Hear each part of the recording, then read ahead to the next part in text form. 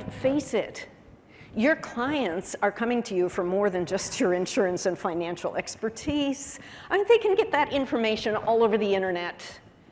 And if all they want is portfolio management, they'll get a robo-advisor. They come to you because they want a relationship. They want a flesh and blood person who gets them, who understands them, and who can walk them through whatever life throws at them. All of the losses, transitions, and yes, even deaths of their life. And your ability to do that, to walk them through it, is a primary factor of your success going forward. It's been widely reported and confirmed that 70% of widows switch financial advisors after the husband dies. Ouch. Although if you've heard that statistic, you've probably also heard the usual rationale behind it.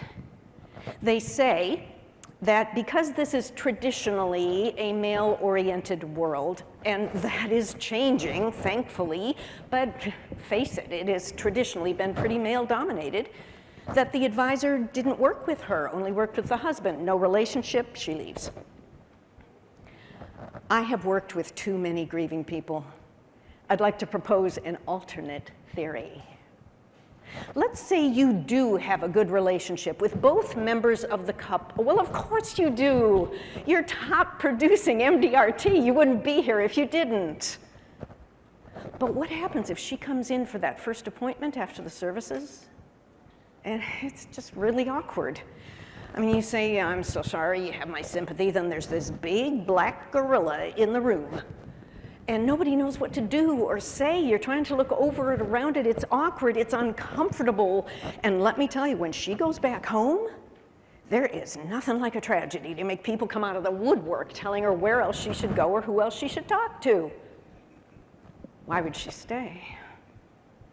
Flip side, you don't have a relationship with her. Maybe you haven't been able to get her in, or like me, prospect, you never met either one of them. She comes in for that appointment, and she's amazed. You're not like everybody else. You know what to do, what to say. She has the experience I had. Feels like a person, not a number in a portfolio. Wonders why she didn't get to know you before. When she goes back home, yeah, there's going to be all kinds of people telling her where else to go, but why would she leave you? She's got what she's looking for. Folks, when you can walk people through the toughest times of their lives, then you've got a client for life. And their family, their friends, their associates. I facilitate support groups. They talk to each other. Now, sometimes people say, oh, I get it. You're teaching us to take advantage of grieving people for our own bottom line. No, I'm not. I'm teaching you to do the right thing for your client.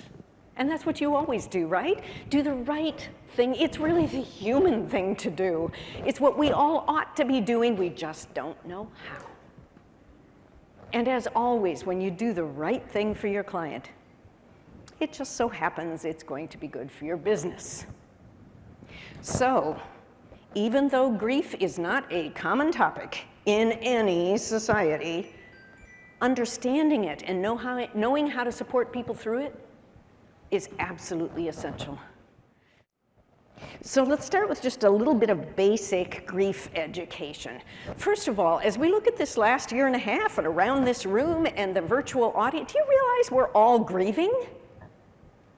You see, grief is quite pervasive. Grief is actually triggered whenever there's a break in an attachment. Whenever we have to leave behind something we like about our life, we're familiar with it, we're attached to it, and we have to go forward and learn how to live without it. That triggers grief. In my field of thanatology, I'm an expert in death, loss, grief, aging, and transition. There are 6 accepted types of loss or change that trigger grief. Any particular experience may involve more than one of these, and it usually does. And in fact, it is the number of triggers involved combined with the depth of that attachment that determines how long, profound, and complex that grief is going to be. So let's briefly go through each one of these for how they function in daily life, but particularly how they've come into play in this last year and a half. So can you see? Every single one of these 6 triggers is coming into play right now in our world. Actually, they're all in play anyway, just that the pandemic made them more obvious in many ways. And for much of what we've lost, we are very attached to it. That's why this is so emotional. That's why it's so hard. You're not crazy. You're just grieving. We're all grieving. These are normal reactions for grieving people. Knowing about these grief triggers, one reason I taught you these is because it equips you to name them for your clients. When we have a name for something, it gives us a sense of agency or control. Imagine, you know something's wrong with you. You've got all these symptoms, you've undergone the medical tests, you're waiting for the results. Isn't that the worst time? The uncertainty. Once you get the diagnosis, you have a name for it. Even if it's not what you want, you know what it is. You know you're not crazy, you know you're not imagining it, and you can start making a plan for dealing with it. Well, you can do the same thing with your clients when they're going through a major life transition. Well, of course this is hard. Of course it is. Look at all the grief triggers that are involved here. You've lost this and this and this. You're not crazy.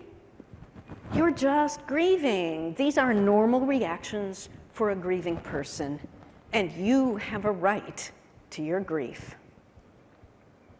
It lets them know you get them. You understand them, and you can be there for them in ways that others aren't. You talk about building long-term trust and loyalty with those clients and their families and their associates.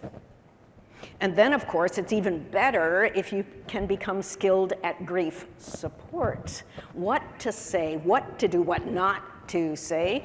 That discussion is going to continue when I teach the breakout session this afternoon, exploring more ways to companion people and how to communicate with them and how to cope with it yourself. Even if you can't join us for that, I hope that just in these few minutes here, have you learned something you didn't know before? Yes. And I hope, my sincere hope, is that it helps you both personally and professionally. Thank you very much.